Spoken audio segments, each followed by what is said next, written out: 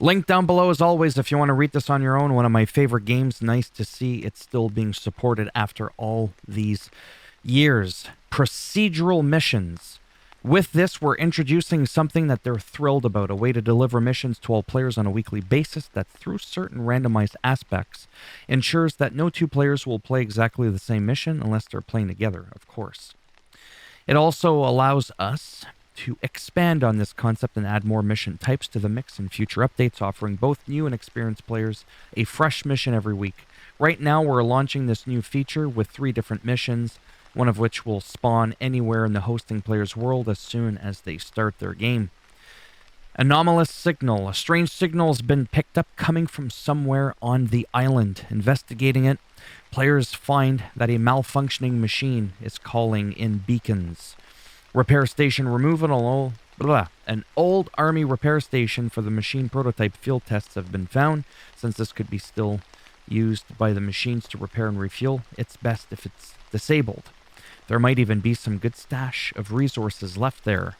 Phoenix Outpost sabotage. Reports have come in about new high-value Phoenix outposts being spotted around the island. These outposts are great places to scavenge for resources, but more importantly, sabotaging them will help keep Phoenix from taking over.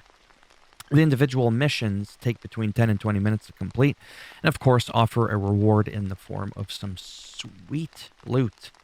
Building blocks voice-over. The building blocks mission has been updated with voice-over conversations between Pontus, I love Pontus, and Therese.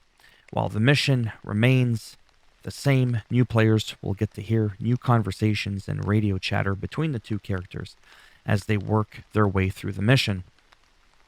Tactical Equipment Pack 2. Expand your arsenal with 5 finely crafted pieces of guerrilla equipment used to spy, scout, distract, or destroy. The contents of this premium DLC provides players of all playstyles with something new to enhance their combat effectiveness or just have some fun. The pack contains a toy car lure, sensory jammer, a hacking dart, remote control tick, portable homing turret.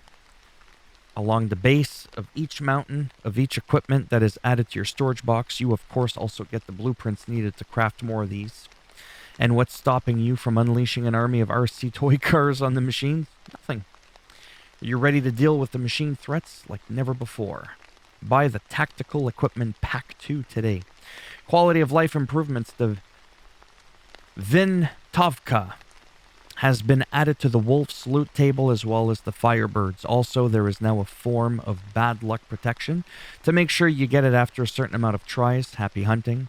The emergency broadcast sound that some TVs make has been adjusted to a quieter sound on a different wavelength to reduce the chance of triggering tinnitus in players. Please let us know if you still experience tinnitus in any part of the game so we continue to improve performance. Speaking of performance, I wish the PS5 version of the game was 60 FPS. I played on the Xbox and on PC, but I have to admit my main poison is my PS5. Both the Xbox and PlayStation have received several performance improvements that will help alleviate some of the crashes some players, especially on old-gen consoles, are experiencing. We're currently working on a hotfix that'll introduce even more crash fixes and performance optimizations. For consoles, please let us know about your experience as we're adding these changes.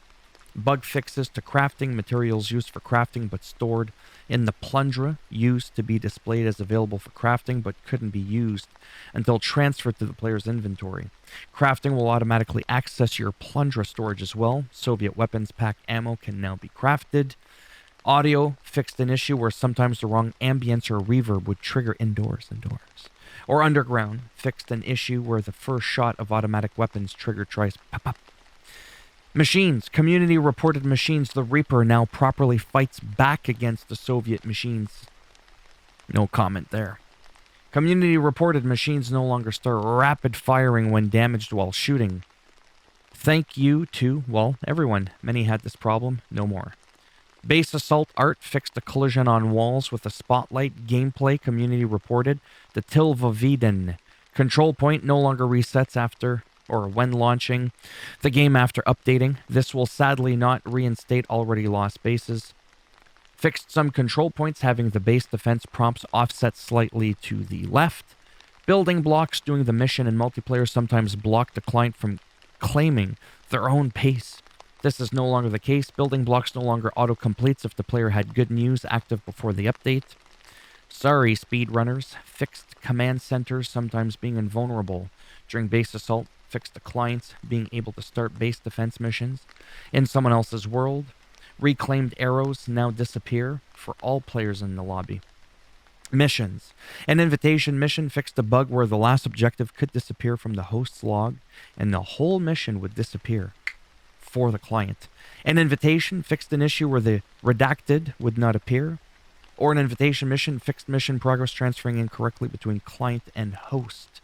UI skins. Sometimes weapon skins preview screen could break if a gun had a non-default mag or barrel installed. They now display correctly.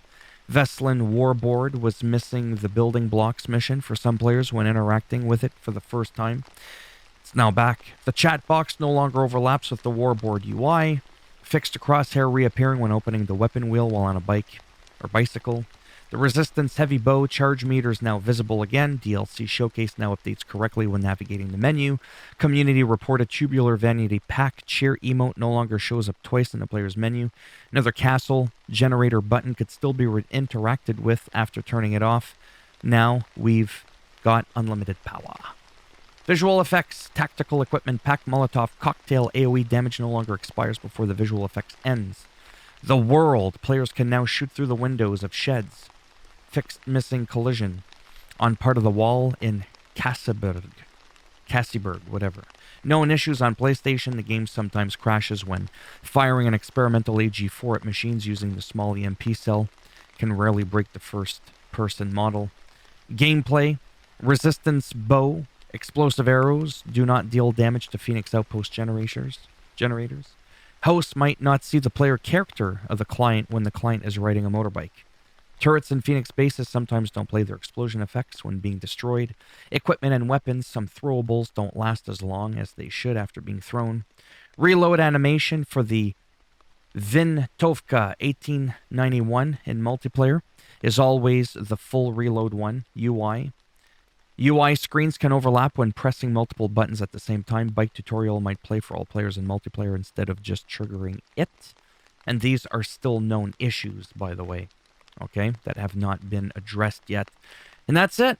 As always, if you liked the video, thumbs up. It does greatly help support the channel. You didn't like it, thumbs down. I'll bend it in half, twist it, and I'll break off a phoenix finger off in your ass. Whatever. One of those things right there. Boom. And if you want to subscribe to the channel, I mean, naturally that would be great now, wouldn't it? But if not, thanks for stopping by anyways. Take care, and maybe I'll see some of you in the next video. Bye for now.